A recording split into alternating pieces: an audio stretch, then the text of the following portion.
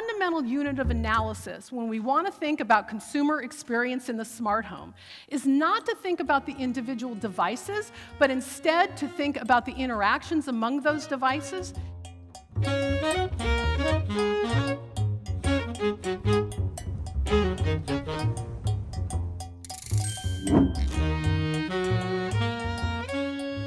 The first stage of the internet I like to think of as the Internet of Information. That was Internet Phase 1, and that was really the web. And in terms of the research focus and even the marketing focus, it tended to be on online consumer experience. And if we think about what the catchphrase might have been, it's this famous New Yorker cartoon by Peter Steiner from the early 90s, which says on the internet, nobody knows you're a dog.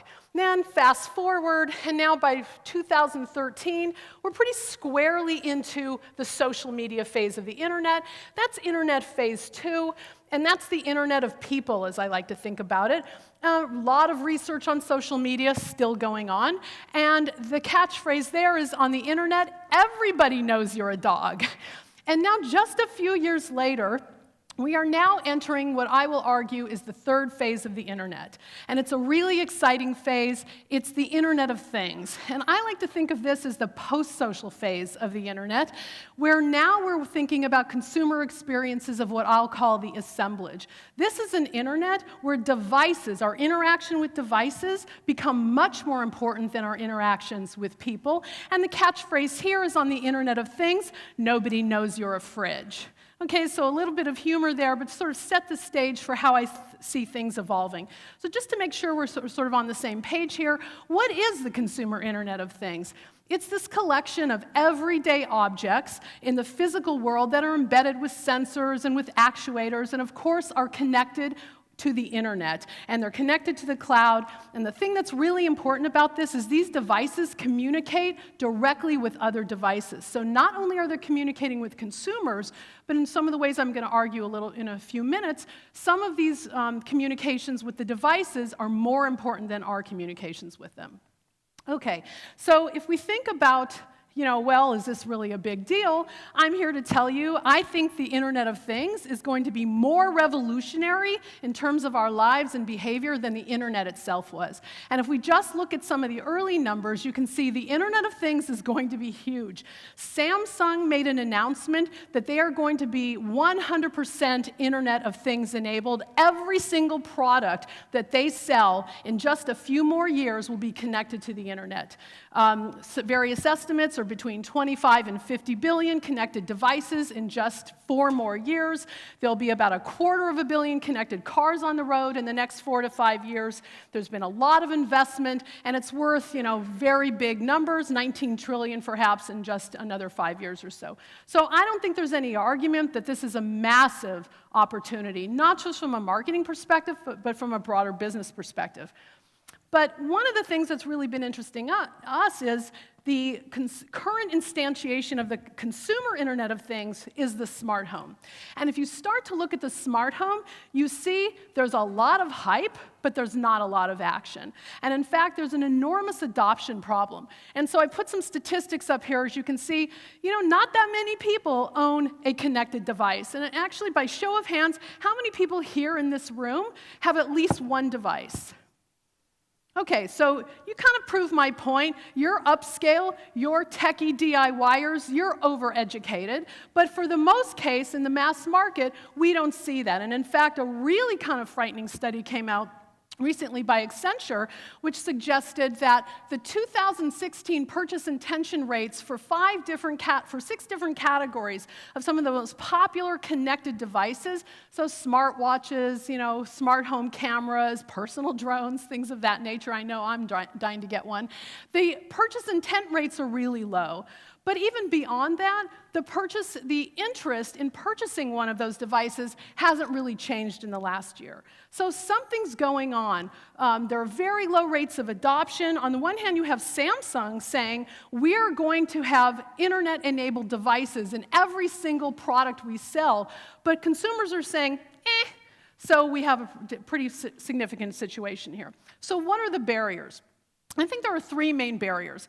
One of them is awareness. Now, just last year, 80% of consumers suggested they didn't even know what the Internet of Things was, or if they did know, they weren't really sure what it was. I'm not too worried about the awareness problem. I'm a marketer, but it's picking up in the mainstream media. There's a lot of discussion about it. So I think that's going to catch up. But then we have two more significant problems. The second one has to do with price and security, privacy, a loss of control. Consumers are kind of freaked out about what it might mean to bring these devices into the home. They're very expensive. There's some legitimate concerns about privacy and security. And there's also sort of this sense of loss of control. Remember when the HAL 9000 said, "I'm sorry, Dave, I'm afraid I can't do that." And so there's this kind of sense that, are these devices going to take over and we're not going to be able to control them? But I think the third problem is the most important problem, and that's the problem of product value and performance. Many consumers just feel the value proposition is missing from these smart home, smart autonomous devices. Consumers don't really see the need for a smart home, and plus device use is pretty challenging. How do you install them? How do you get them to work together? They don't really work. I don't want to keep resetting the router. They don't work as advertised, so there's a lot of issues there. So one of the things we've been interested in studying in our center is how to crack this value code. And we'll argue that for smart home adoption to expand beyond sort of these niches of upscale consumers and these techie DIYers, we have to understand the value that the smart home offers to consumers. And one of the problems right now is that the current focus is on the individual products, the thermostats, the light bulbs, the refrigerators, the cameras, and the specific use cases. So for example, turn on the lights when I get home, or when it's dusk, set the lights to blue, and when it's midnight, turn off the lights, that sort of thing. But I'm going to argue today that the value is among the interaction among the devices, not among the individual devices themselves. And so we think that the smart home value is actually embedded in what the smart home identity means to consumers and what kind of experiences emerge with their interaction with those devices. And if you buy that, then we need a new framework for how to think about these things. And so let me take a few minutes to talk about that. One of the things we've noticed, and a lot of the work we do with companies suggests that at the beginning, consumers get one device, they get another device into the home, and then something really interesting starts to happen. Pretty soon, they want the devices to talk to each other. They want the devices to connect. They want some sort of interaction, and they want something more to happen than just what the individual devices can do themselves. And so what happens is the interaction among the devices becomes much more important than the single devices. And from that, consumer experience has the potential to emerge. And so when you think about what kind of framework would be useful to help us understand what can emerge from all of these interactions, we're drawing a lot of our framework for something called assemblage theory. I'm going to spend like a minute talking about it, but it's a really interesting theory from the neo-realist school of philosophy, and it basically helps us understand how all the interactions among entities can create a whole that is more than the sum of the parts. And let's take a look at one of the key ideas from this theory. The idea we're arguing is that the fundamental unit of analysis when we want to think about consumer experience in the smart home is not to think about the individual devices, but instead to think about the interactions among those devices, and we consider those in the context of what we call paired capacities. And so, for example, you can see here in this figure, there's a consumer might be interacting with a device, so if a consumer triggers a beacon when they enter a room, then maybe the Philips Hue turns on the light. Or similarly, if a motion sensor detects activity, then my security camera starts recording. So the big idea here is these interactions always happen together in this paired capacity, where the capacity of one device has the capacity to affect, and the other device has the capacity to be affected. And this simple concept turns out to be really important when we want to understand interaction. And the other thing I want to point out here is you have all these individual interaction events, and then you have this event stream over time, and these interactions together from this, what can emerge are different kinds of experiences. So let's take one example of some of these interactions. Now, some of these interactions, so for example, in that slide I just showed you, they define what the marketing experts would call use cases. So for example, when the garage door opens or closes in my house, then turn the kitchen lights red for that moment. So kind of a red alert kind of use case. And that can lead to the use case that the industry would call safety and security. And use cases, in fact, dominate current smart home marketing. IBM, 6 years ago, introduced a white paper suggesting there would only be several use cases that would help define the industry. And then 5 years later, Lowe's Iris is marketing still on the basis of those use cases. SmartThings is still marketing on the basis of those use cases. And in fact, many marketers in the industry are saying, what will be that secret sauce combination of use cases that will get consumers to adopt? But we think that's the wrong question. Instead, if you think about it, use cases don't explain what can emerge. So you have all of this multitude of interactions constantly happening in a dynamic and heterogeneous way inside the home, and something really interesting emerges from that. In just this example, all these different things happening in the background, one experience could emerge: hey, my house really cares about me. It's really taking care of me. And so these experiences, we think, become really important in thinking about smart home marketing. And so just sort of a quick summary of our framework, we're going to argue that the smart home represents these interactions involving these exchange of these paired capacities. The capacity of one component to affect is always paired with the capacity of another component to be affected, and the smart home experience will emerge from all these paired capacities that are exercised in all of these ongoing interactions that are occurring in the smart home. And so it's this experience that turns out to be really important, not the individual devices themselves. And just to give you an example of what I'm talking about and why we think this is really important, both the home and the consumer can develop these emergent capacities, and from these emergent capacities, experience can emerge. So for example, the home has the capacity to track the behaviors of occupants, say for example with a smart camera. Then the home has the capacity to use smart behavior to suggest how things can change. So for example, maybe the home recognizes you're using too much energy, and it might make a suggestion to turn the thermostat down. And then from this, what can emerge is the capacity of the home to actually be smart. So rather than marketing the home as smart, the home actually could develop the capacity to be smart through all of these interactions. At the same time, consumers have capacities. So the consumer could develop the capacity to feel this sort of tangible sense of presence in the home from all of these ongoing background interactions, some background, some explicit. The consumer might have the capacity to feel the home is alive to them. And then, I think this one's really interesting, the consumer might have the capacity to feel the home is with them even when they're away. And if any of you have second homes and have installed cameras and other devices in those homes, which you keep watch on through your smartphone, you know exactly what I'm talking about. Because it's actually a sense of I'm there even when I'm not there. That's an emergent capacity, and we think those kinds of experiences are going to be really important. Okay, so I've got about 5 minutes left to share 7 important insights derived from my framework, so let me get to those. Okay, the first recommendation we have for marketers is to market from the bottom-up interactions, not just the top-down. What this means is we want to, rather than telling consumers what they should do in the smart home, we want consumers to create their own bottom-up interactions, and so from this, these different opportunities and experiences will emerge.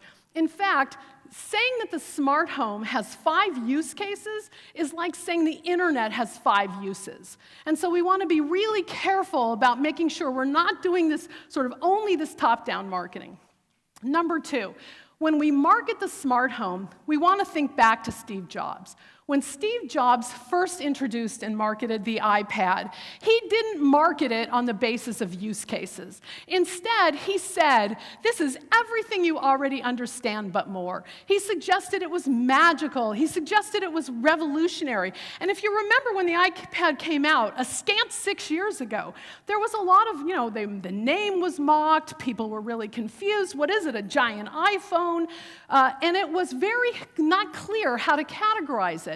And the smart home is like that early iPad at this point. We're really not sure what to do with it. We're really not sure what these interactions are going to produce, but we need the opportunity to think a bit from those bottom-up interactions. Number 3, marketers need to focus and encourage on habitual repetition. So this is repeating the same sort of interactions over and over again. When my wash is done, send me a text. When I run out of Tide, hit the Amazon Dash button. When it's dusk, turn on the lights. When it's midnight, turn them off. Through these habitual interactions, consumers get into the habit of learning these interactions in the home. So we need to get these devices into the home as quickly as possible, and then we need to encourage these ongoing habits of use. Now, one of the things that's really going to be important is we want to focus on the ambient interactions. Now, remember I said at the beginning here that what I thought was going to be really important were going to be these device-to-device interactions, and that they might even be more important than the interactions that we as consumers have with our devices. And one of the reasons for this is because these ambient interactions, these interactions going on in the background on a regular basis that we aren't even involved in because they're autonomous, those are the kind of interactions that help build trust. And then we can start to feel that the house can reliably do what we've programmed it to do. And that's going to be really important as we start to think about marketing this going forward so that consumers can generate these feelings of trust. Now, it might seem a little bit contradictory, but at the same time that we're trying to encourage this habitual repetition to generate these consistent sets of interactions, we also need to do a little bit of shaking up. Don't have time to talk about this whole framework we've developed here, but the basic idea of what I've been talking about here is these are these habitual interactions and routine use we want to stimulate. But consumers have the natural tendency to get bored, particularly as these simple devices, we sort of begin to master them and figure out how to use them. And so at the same time, marketers have to destabilize to keep consumers interested as the environment gets more complex. And that can be done through notifications and add-ons and software updates and new products and things of that nature to keep that market developing. My 6th recommendation, insight derived from our analysis, is that marketers need to pay attention to emergent individual smart home identities. And in other words, what's happening in these individual homes as consumers are interacting with all of these different devices. And the reason they need to do this is because what's happening in any one individual home isn't going to be that important, because from our theory, it's very clear that interactions in homes are going to sort of tend and clump toward interesting patterns, and it's those patterns we need to be aware of so that we can see what the themes are in use. Now, the marketers out there will recognize those clumps and patterns. Those are emergent market segments. And though I won't have time to talk about it today, there's a lot of interesting analytic work we're also doing, looking at these event streams to deduce what those patterns actually look like in the millions of interactions that we have from this kind of IoT event stream data. My final recommendation may be a little controversial. I believe that there's going to be a something more that emerges that's going to trump privacy. And if we think about that, it's possible that there will be something will happen in the home that will make consumers feel that the benefits are so great, it's worth trading off their privacy for. And if we start to think what that might be, I think personalization is going to play a very large role in that. As these devices and these interactions gain more information about who we are from our using them, and they use that information to influence subsequent behaviors, we can imagine a situation where I'll say, hey, this is pretty great. And in fact, early evidence from the marketing trenches suggests consumers really like this personalization because they recognize the benefits of the smart home being able to meet its needs. Let me just give you 2 examples to suggest how this would work.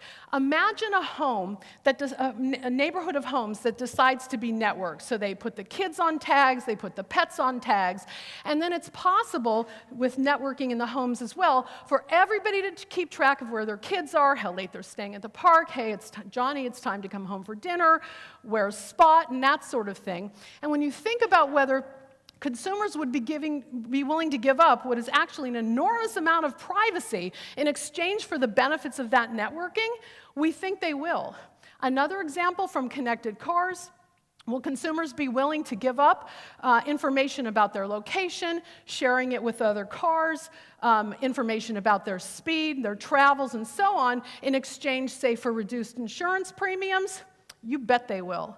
And so when we think about these opportunities, it's going to be very important for us to pay attention to what kind of experiences emerge and where consumers see those benefits. And with that, I'll wrap up. The challenge for marketers, sort of the takeaways here, the smart home is going to be much more than the sum of its parts. It's not just the individual devices. It's actually, I think, going to be more fruitful to think about it as a set of complex interactions between people and between these newly smart autonomous objects, which will interact in ways that I predict will be revolutionary for consumer behavior and for marketing. And so we want to emphasize the assemblages from which all these experiences emerge, not these individual devices.